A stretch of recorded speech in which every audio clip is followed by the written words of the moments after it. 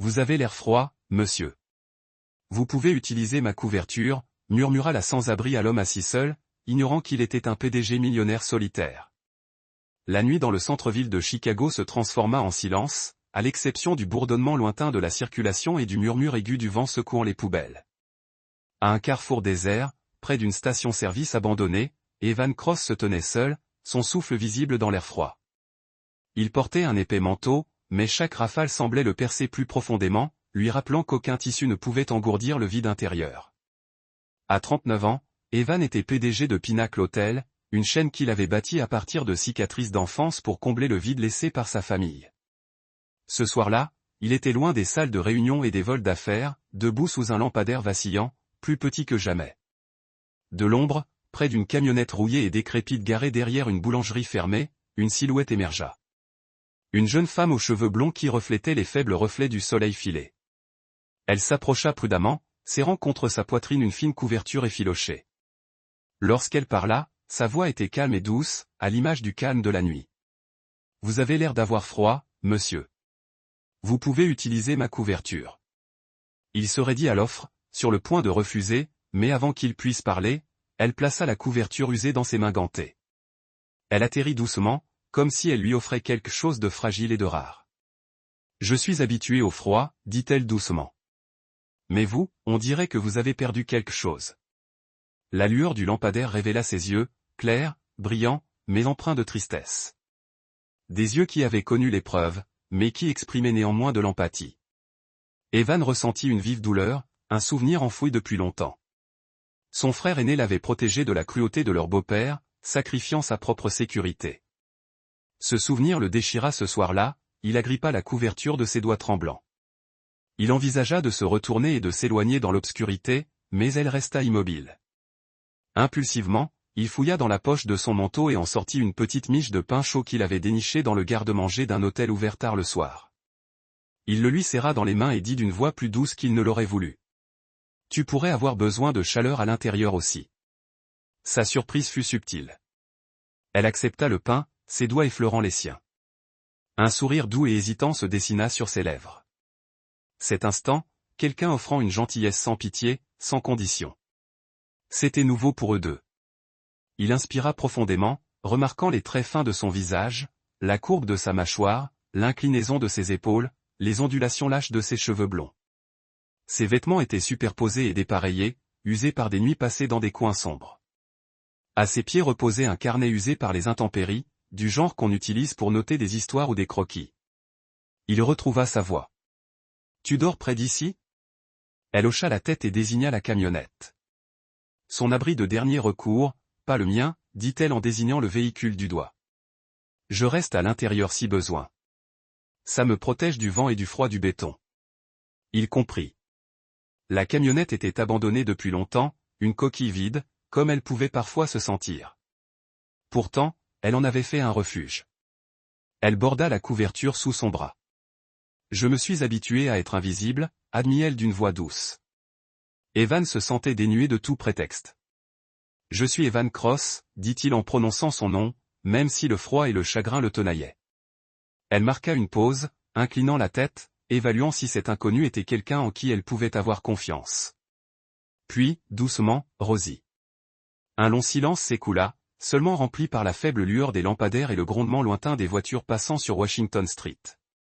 Il hocha la tête et s'approcha, incertain et hésitant. « Puis-je m'asseoir un instant ?» Elle haussa les épaules, les lèvres pincées. « Si tu veux, je ne ferai pas semblant que tu ne dérives pas. » Ils se tenaient côte à côte, enveloppés dans cette fine couverture, partageant une compagnie silencieuse en cette nuit où la solitude était devenue normale. Doucement, il couvrit une partie de ses épaules. Elle se pencha comme pour se reposer un instant dans la chaleur d'un inconnu, elle remit une mèche de cheveux derrière son oreille et croisa son regard. « Merci pour le pain. » Il laissa le silence se prolonger, puis hocha de nouveau la tête. « On a tous les deux besoin de chaleur ce soir. » Rosie regarda les vitres brisées de la station-service et la camionnette sombre au-delà. Elle regarda alors Evan comme si elle mesurait quelque chose d'invisible entre eux. Dans ce carrefour silencieux, sous un lampadaire solitaire, entre le silence et la ville qui ne dormait jamais, deux âmes brisées trouvèrent une étincelle qu'elles n'attendaient pas. Evan ressentit de faibles lueurs d'espoir. Rosie ressentit quelque chose qu'elle autorisait rarement, la sécurité. Ils étaient étrangers. Pourtant, pour cette seule nuit, debout là, sous une lumière pâle, ils étaient exactement là où ils devaient être. Nuit après nuit, Evan Cross retournait dans le même coin désert de Chicago. Cette fois, arrivant avec détermination, son manteau coûteux troqua contre une veste simple et un jean. Il marcha de la station-service jusqu'à la camionnette abandonnée où Rosie s'abritait souvent, veillant à rester discret. Les lumières vives de la ville semblaient lointaines ici, et le contraste l'attirait plus profondément. Plus que n'importe quelle salle de réunion.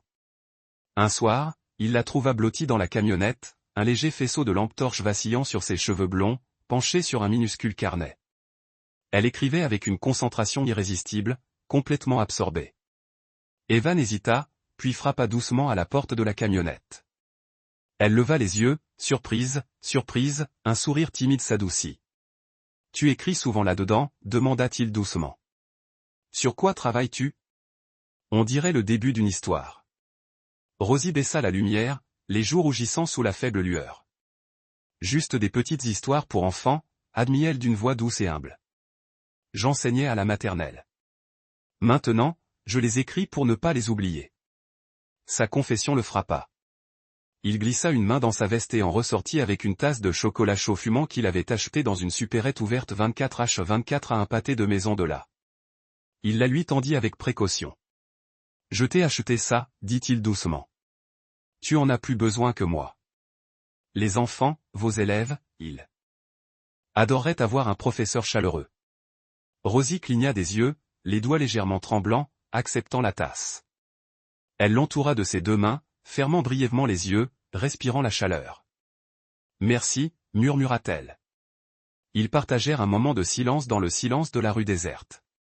Le vent faisait bruisser les débris près des pompes à essence. Evans resta silencieux, la regardant tenir cette tasse comme un trésor fragile. Elle leva enfin les yeux, croisa son regard, et l'air entre eux lui parut différent, réconfortant plutôt que solitaire. Rosie s'éclaircit la gorge avant de parler. « J'ai perdu ce travail parce que j'ai dénoncé mon patron pour comportement inapproprié. Il a tout nié et l'école a refusé d'entendre mon histoire. Après ça, plus personne ne voulait m'embaucher. J'ai tout perdu. Je ne pouvais même pas le dire à mes parents. Je ne pouvais pas leur faire honte. » Ces mots s'immiscèrent lourdement entre eux. Evan sentit son cœur se serrer. Son frère avait été la seule personne en qui il avait confiance, son seul point d'ancrage. Maintenant qu'il était parti, il se sentait dérivé. La douleur de Ross reflétait la sienne d'une manière qu'il ne pouvait nier. Il déglutit. Et demanda doucement, « Alors tu voulais juste que quelqu'un reste ?» Son regard vacilla dans l'obscurité. « Je n'ai pas besoin d'être secouru, dit-elle fermement. J'ai juste peur que les gens partent comme d'autres m'ont quitté. » La poitrine d'Evan se serra. Il était cette personne, celui qui n'était pas resté quand son frère avait le plus besoin de lui. Il ressentit un frisson de regret. Pendant quelques minutes, ils restèrent assis dans un silence complice. Le vent passa par intermittence, emportant les murmures de la ville à des pâtés de maison. Evan s'éclaircit la gorge. « Je reviens parce que je veux voir si tu vas bien. » Rosie le regarda, surprise, une douce lueur illuminant ses yeux. Elle se déplaça légèrement et tapota son carnet. « Tu me fais à nouveau croire en la gentillesse. J'ai hâte de nos brèves conversations, même quand tu disparais. Cela me donne de l'espoir. » Le tremblement dans les paroles de Ross le toucha plus qu'elle ne l'aurait cru. Il la rejoignit en silence, laissant l'instant se dissiper comme une fumée chaude. Puis les lumières de la ville vacillèrent au-delà des vitrines vides, et il réalisa à quel point le monde lui semblait anormal après son absence. Elle se leva. « Prends soin de toi, Rosie, dit-il doucement. » Elle sourit faiblement, serrant son carnet contre sa poitrine. « Toi aussi. » Il s'éloigna sous les lampadaires vacillants, se sentant à vif et étonnamment vivant. Pensa-t-il. Pourquoi cela semble-t-il plus réel que tout ce que j'ai jamais construit? Il se le murmura presque à lui-même. Rosie sirota lentement son chocolat, savourant plus que la simple chaleur. Elle regarda le dos d'Evan s'éloigner, la silhouette sombre, un mystère qui l'attirait et la terrifiait à la fois. Son cœur battait à ce rythme douloureux et plein d'espoir bien avant qu'elle ne comprenne que c'était plus qu'une simple compagnie. Dans ces nuits sous les lampadaires, deux inconnus commencèrent à tisser un lien fragile, bâti sur une honnêteté silencieuse et de petits gestes. Il offrit du chocolat chaud. Elle offrit des histoires et de la vérité. Aucun des deux ne demanda de secours, seulement que personne ne partirait. Eban trouva une raison de revenir. Rosie trouva une raison d'écrire à nouveau. Un non-dit passa entre eux. Une braise d'appartenance qu'aucun d'eux ne s'attendait à trouver dans le froid. Evan devint une présence régulière à ce coin de rue désert de Chicago, arrivant toujours discrètement. Sa veste discrète. Par une nuit particulièrement orageuse, il aperçut Rosie accroupie sous un auvent cassé, à côté de la camionnette abandonnée. La pluie tombait en nappes obliques, et elle frissonnait dans ses vêtements mouillés qui collaient à sa silhouette frêle. Lorsqu'une voiture lancée à toute vitesse perdit le contrôle au coin de la rue, l'eau déferla sur elle comme une vague. Instinctivement, Evan se précipita en avant, l'attrapa par le bras et la tira en arrière juste avant que le torrent ne déferle. L'eau glacée l'éclaboussa, trempant ses vêtements et le glaçant jusqu'aux os. Tandis que Rosie se baissait derrière lui, momentanément en sécurité, Rosie halta, trempée et abasourdie. Evan se tenait debout sous l'averse, se protégeant du vent et de la pluie jusqu'au passage de la voiture. Puis, frissonnant, il retira la fine couverture, la même qu'elle lui avait offerte quelques jours plus tôt, et la lui serra dans les mains. « Utilise ça, dit-il d'une voix froide.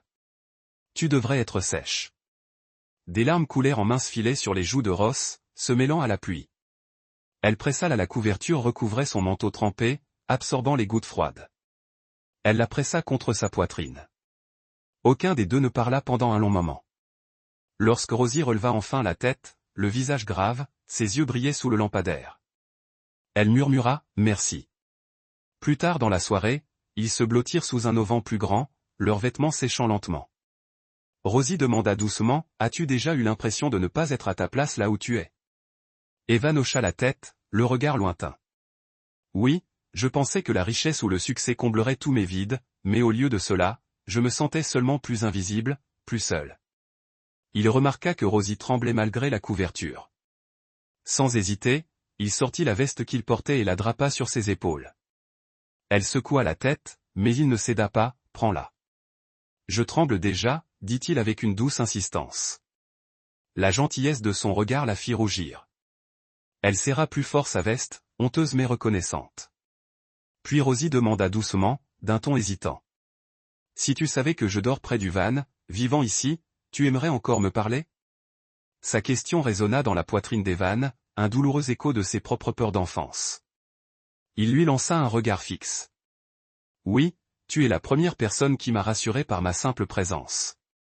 Tu m'as montré qu'il n'est pas nécessaire d'être célèbre ou prestigieux pour compter. » Les lèvres de Ross tremblèrent, des larmes s'échappant. Elle s'appuya contre la veste, respirant son léger parfum, comme pour s'ancrer. On ne lui avait jamais dit qu'elle comptait par quelqu'un qui ne lui devait rien. Alors qu'il se tenait là, trempé et silencieux, Evan se surprit à penser à Rosie cette nuit-là plus qu'à toute autre chose. Il ressentit un besoin ardent de s'assurer qu'elle ne resterait pas ici, vulnérable sous le ciel indifférent de la ville. Lorsque la pluie cessa enfin, Evan l'escorta. Rosie se dirigea vers le bord du carrefour. Il dit doucement, « Tu ne devrais pas avoir à faire ça tout seul. » Rosie le regarda en clignant rapidement des yeux. Quelque chose dans sa voix là. Convaincue qu'il était sincère, mais elle se contenta de dire « Je te remercie ». Il se retourna et disparut dans l'obscurité, laissant sa veste avec Rosie. Elle resta là, tenant la couverture et son manteau, sentant encore leur chaleur. Les jours suivants, Evan prit une décision. Il revenait souvent, non seulement pour leur conversation, mais parce qu'il réalisait que Rosie pouvait facilement être oubliée du monde. Cette nuit glaciale, leurs vies se croisèrent, et après, il se sentit obligé d'en faire plus. Il imaginait trouver un moyen de l'aider, quelque chose de concret, de durable, sans révéler qui il était vraiment. Alors que Rosie chassait le souvenir de ce moment froid et partagé, elle réalisa deux choses. Premièrement, que quelqu'un s'était risqué pour elle. Deuxièmement, qu'elle méritait peut-être quelqu'un qui ne disparaisse pas. Aucun des deux ne parlait encore d'amour, mais tous deux portaient un poids nouveau dans leur cœur. Evan portait la promesse qu'il ne resterait pas les bras croisés tant qu'elle resterait exposée à les éléments. Rosie nourrissait l'espoir que peut-être, juste peut-être, quelqu'un la voyait au-delà de son sort. Chaque soir, Evan Cross entrait dans le grand hall de l'hôtel Pinacle, vêtu d'un costume simple, un dossier à la main, et se présentait comme Evan, coordinateur d'événements de niveau intermédiaire. Il arrivait juste à temps pour le service de Ross. Elle l'assistait au conte pour enfants organisé dans la cour, sous des guirlandes lumineuses. Un petit carnet à la main, Rosie lisait des histoires de gentillesse et de courage. D'un coin discret, Evan l'observait. Les enfants se penchaient en avant, fascinés par sa voix chaude et dorée. Après chaque événement, tandis que les familles s'éloignaient, Evan s'approchait. « Tu racontes magnifiquement les histoires, dit-il d'une voix douce. Ces enfants t'adorent. » Les joues de Rosie s'empourprèrent tandis qu'elle hochait timidement la tête. « Merci, » répondit-elle doucement, détournant le regard comme si elle se remémorait une enfance perdue et un avenir auquel elle aspirait. Au fil de la semaine, Evan fit de petits gestes. Un matin, Rosie trouva un carnet tout neuf et un stylo élégant sur son bureau, accompagné par un mot d'une écriture délicate. « Continue d'écrire tes histoires. » Elle passa des doigts tremblants sur la couverture du carnet, le serrant contre sa poitrine. Ses yeux brillaient de gratitude et d'espoir doux amer. Evan voyait du potentiel en elle, la respectait même sans l'interroger sur son passé. Rosie s'investissait pleinement dans chaque événement, disposant les coussins, accueillant les enfants, répétant ses histoires. Le soir, elle revenait près de sa camionnette pour écrire de nouvelles lignes à la lumière de la lampe, le carnet d'Evan lui donnant un nouveau but. Evan passait de temps en temps, ajustant discrètement les accessoires ou prodiguant des encouragements, regardant les murs de doute se dissiper de son sourire naissant. Usé dit Tony Milo. Un après-midi, dans la salle des employés, Rosie entendit deux responsables. « Monsieur Cross veut la proposition avant la fin de la journée, » dit l'un. « Le PDG n'est pas disponible pour une rencontre en personne, » répondit un autre. Elle se figea près du coin café, le cœur battant. La voix exprimait l'autorité, loin de la chaleur naturelle d'Evan. Elle se souvint de leur nuit sous le lampadaire, partagea Blanquet et Coco. Evan n'avait jamais prononcé de nom de famille. L'invisible. Le PDG avait l'air autoritaire. Elle toucha ses lèvres, troublée par cette révélation. Plus tard, se faufilant dans la salle de bal, elle aperçut Evan en communication privée. Il rajusta sa cravate, plaça un carnet relié en cuir contre lui et parla avec une assurance calme. Poursuivez la rénovation du pavillon. Oui, je crois en l'équipe. Son ton était résolu. Cet homme n'était pas un coordinateur. Rosie sentit son calme s'apaiser. Après l'événement, elle s'approcha doucement. Evan, dit-elle doucement, utilisant le nom auquel il avait toujours répondu. Vous n'êtes pas seulement le responsable de l'événement, n'est-ce pas? Sa voix trembla. Evan marqua une pause, la mâchoire serrée, les doigts s'efforçant de défaire le tissu du manteau. C'est compliqué, dit-il enfin, le regard vide. J'ai des responsabilités que je ne peux pas encore partager. Une lueur d'anxiété traversa son regard. Son cœur battait la chamade, non pas de peur, mais de désir et d'incertitude. Ce soir-là, bien après l'extinction des guirlandes lumineuses, Rosie retourna au banc près de la camionnette. Elle ouvrit le carnet qu'Evan lui avait donné et le feuilleta. Des pages blanches, le souffle coupé par les larmes. Elle regarda vers la réception de l'hôtel où Evan était en train de cirer des verres. Il la regarda, l'air indéchiffrable. Son souffle s'interrompit tandis que la vérité s'imposait.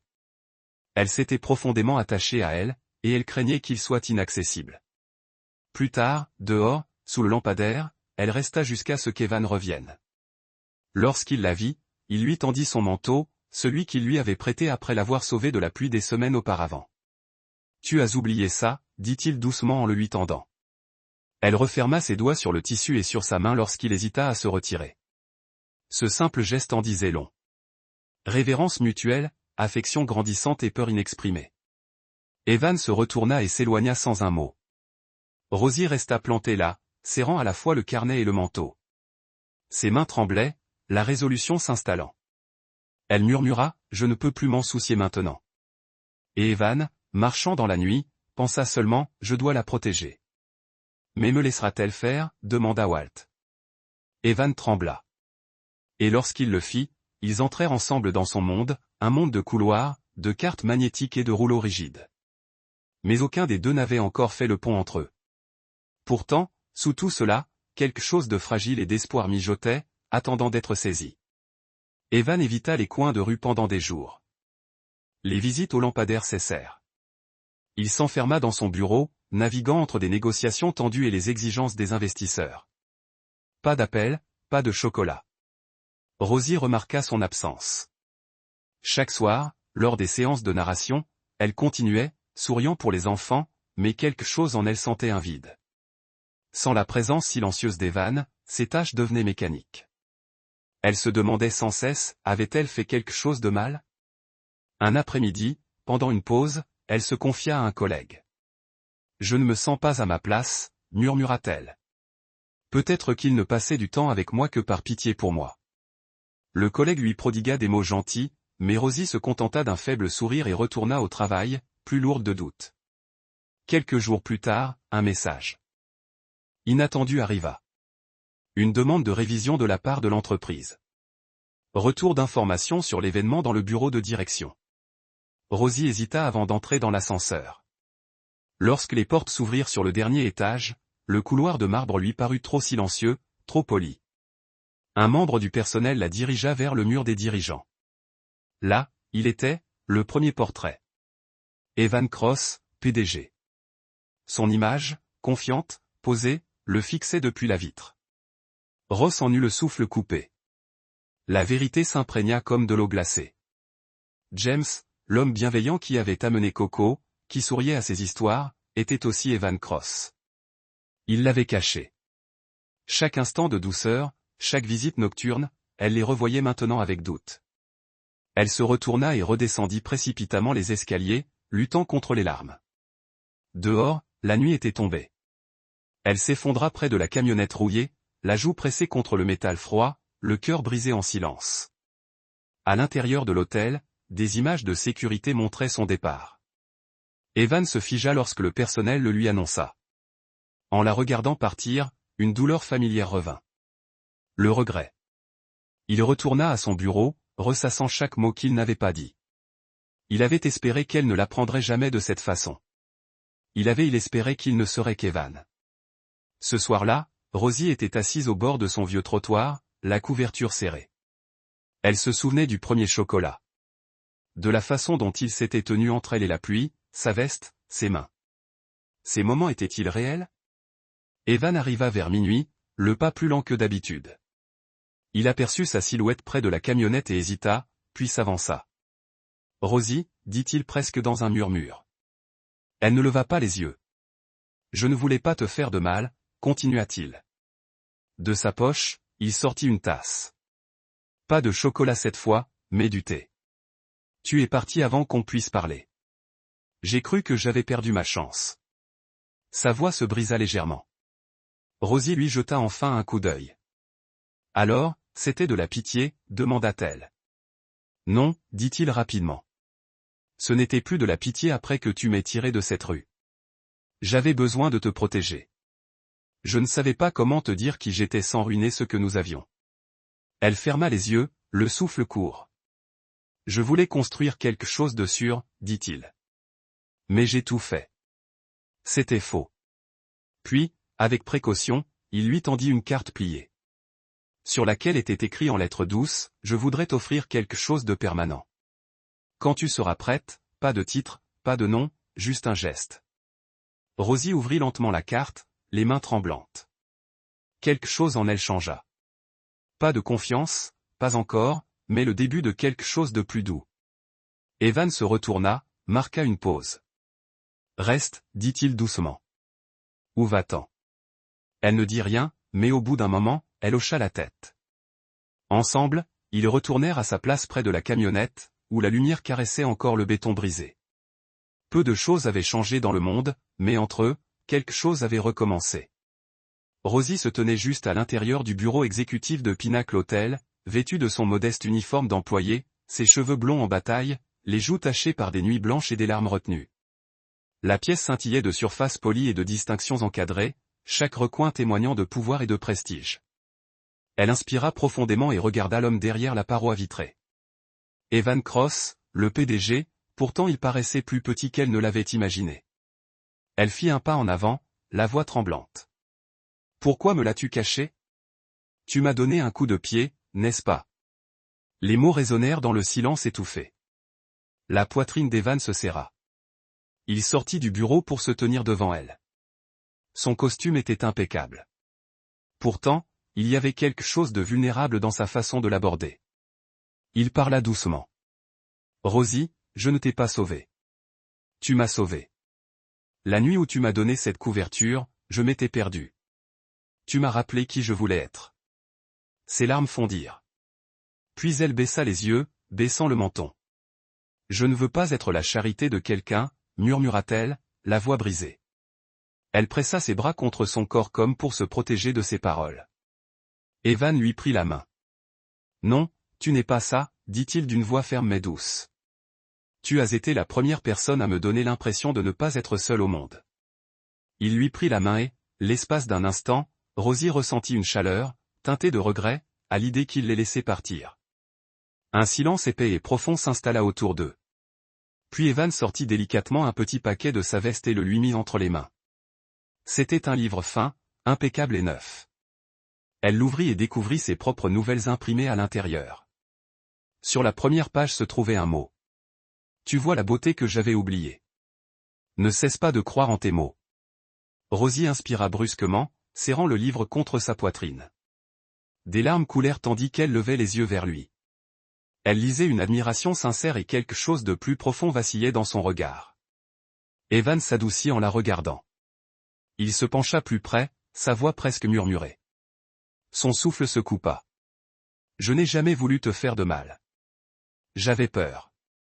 Peur que tu t'en ailles si tu savais qui j'étais. » Elle s'essuya les yeux de ses doigts tremblants. Il resta silencieux et impassible. La tension dans ses épaules crispées se relâcha légèrement.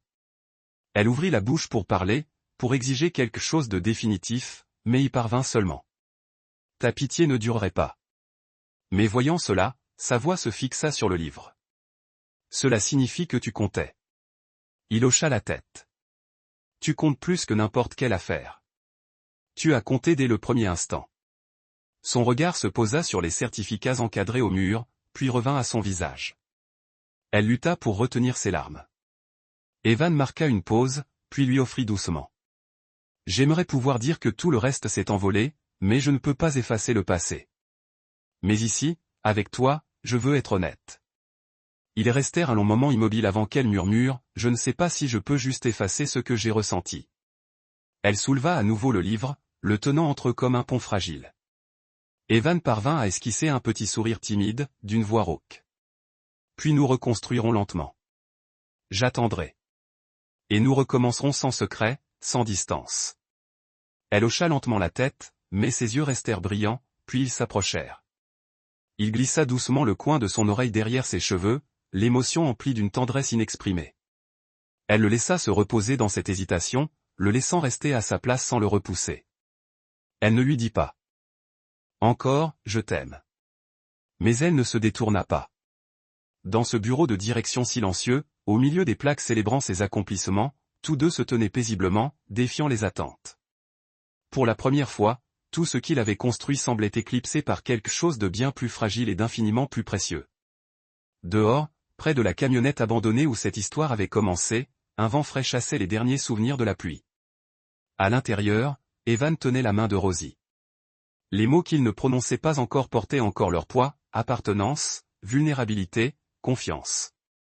Et tandis que la porte se refermait doucement derrière eux, ils firent le premier pas vers la compréhension que l'amour sans secours peut encore tout guérir. Rosie ne retourna pas à l'hôtel le lendemain soir, ni celui d'après. Elle avait besoin d'espace. Pas d'excuses, pas d'explications, juste du silence pour dissiper la confusion qui la serrait dans le cœur. Elle se tenait loin du carrefour, loin de la chaleur des histoires et des recoins familiers. Dans les couloirs lumineux de Pinacle, Evan remarqua son absence comme un battement de cœur qui s'arrêtait. Il n'appela pas, n'envoya pas de SMS. Au lieu de cela, il agit discrètement. Il lui a obtenu une bourse pour raconter des histoires à son nom dans une association d'alphabétisation pour enfants. Il a également créé une petite cagnotte mensuelle envoyée anonymement à ses parents âgés, de quoi alléger leurs factures médicales et leurs fardeaux non exprimés. Il n'a rien demandé en retour. Une semaine passa. Puis, un soir de début d'hiver, Rosie revint. Le hall de l'hôtel brillait de douces lumières dorées. Elle entra lentement, s'arrêtant en apercevant Evan en costume simple à la réception. Sa voix était basse, incertaine. Je ne sais plus si j'ai ma place ici, mais merci de m'avoir laissé essayer. Evan s'avança. Rosie, dit-il doucement. Tu as ta place plus que quiconque. Tu mérites tout ce qui t'arrive de bon. Toi. Elle esquissa un léger sourire hésitant et se tourna vers le couloir du personnel jusqu'à ce qu'elle aperçoive un panneau. Une soirée de conte spéciale, ouverte au public, se tenait dans la cour. C'était ce soir-là. Plus tard, tandis que les familles se rassemblaient sous les guirlandes lumineuses, Evan monta sur la petite scène. Le conteur de ce soir, annonça-t-il, est quelqu'un dont les mots adoucissent le monde. Accueillez Rosie. Il se retourna, le regard fier. Alors que Rosie s'avançait dans la lumière, sa voix, posée mais tendre, emplissait l'espace. Elle lisait des récits de courage discret et d'espoir trouvés dans les petits gestes. Les enfants se penchaient en avant, accrochés à ses paroles. Les parents échangèrent des sourires, touchés par la chaleur de son ton. À mi-chemin, Rosie jeta un coup d'œil au programme de l'événement. Son souffle se coupa. Sous la section des sponsors figurait un groupe d'alphabétisation, le même qui avait imprimé ses histoires dans de petits livrets. Ses doigts tremblaient. Evan avait fait cela en silence, bien avant même de se rendre compte de sa propre valeur. Elle continua de lire, mais ses yeux brillaient. À la dernière ligne, les enfants applaudirent, suivis de leurs parents. Rosie s'inclina profondément, ses larmes coulant à flots. En coulisses, Evan lui tendit le programme imprimé. Je voulais que tes histoires aient une portée plus large que celle d'ici. Elle compte, Rosie. Tu comptes. Rosie le regarda, la voix douce et tremblante.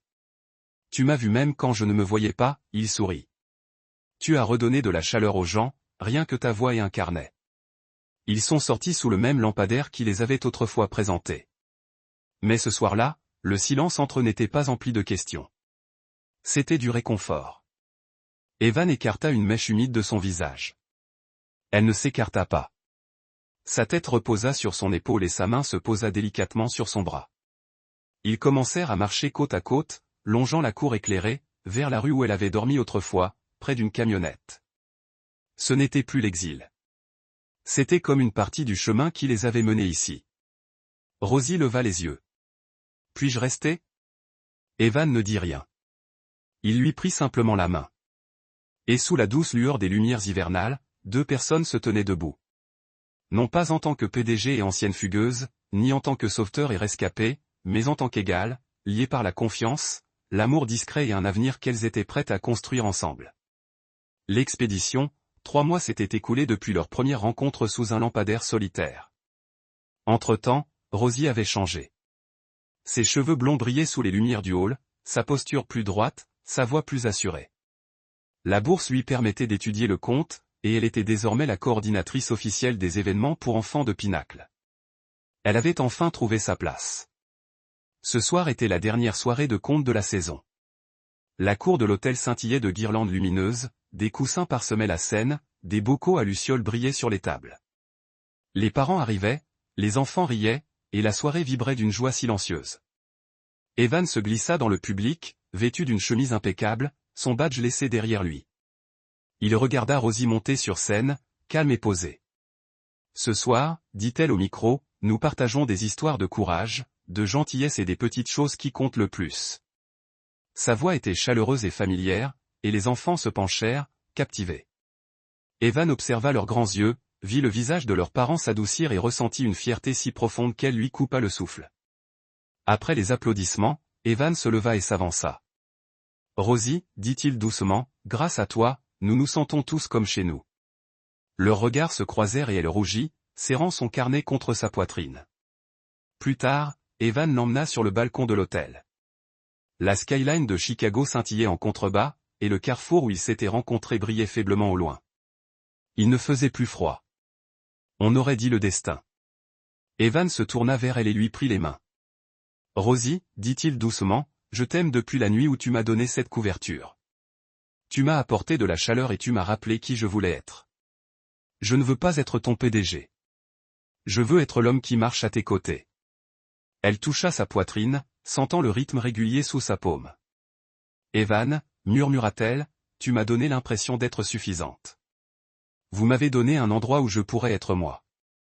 Il se pencha, leur front se brossant avant que leurs lèvres ne se rencontrent dans un baiser doux et tendre. Des lumières de la ville scintillaient autour d'eux comme des étoiles se joignant à la célébration. De la porte, Sophie, un jeune bénévole du programme de l'hôtel, a applaudi avec le plaisir. Vous deux êtes la meilleure histoire d'amour que je connais. Elle a ri de son poche aussi rapidement. L'ouvrit et la remit à Rosie. Avait conçu pour soutenir la narration de la communauté et fournir un abri pour les personnes sans logement. Le centre de quelque chose de plus grand, un écho de gentillesse pour les autres. À l'extérieur, sous le ciel nocturne, ils se tenaient main dans la main. Evan reposa son front vers le sien. Elle a tracé sa joue avec ses doigts. Plus de mots étaient nécessaires. Ils avaient traversé la douleur et trouvé quelque chose de vrai. L'amour n'est non pas de grands gestes, mais d'une simple chaleur partagée honnêtement. Au-dessous de l'ancienne intersection attendait, plus un lieu de solitude, mais le début de tout. Evan chuchota, c'est à la maison. Rosie sourit, éclairant son monde. Si cette histoire touchait votre cœur, même juste un peu, alors peut-être que cela vous a rappelé quelque chose que nous devons tous entendre. Parfois, le plus petit acte de gentillesse peut sauver la vie de quelqu'un. Une couverture, une histoire, une oreille à écouter. Ces choses peuvent sembler petites, mais au bon moment elles signifient tout. Evan et Rosie se sont retrouvés non pas dans les salles de conférence ou les salles de bal, mais sur le trottoir froid où une âme en a vu une autre. Les a vraiment vus. Et à partir de cela, une offre de chaleur chuchotée, une vie a été reconstruite et une histoire d'amour a commencé. Si vous croyez en l'amour qui guérit, en gentillesse qui change des vies, et dans les secondes chances qui sont enveloppées dans des moments calmes, alors vous faites déjà partie de notre communauté.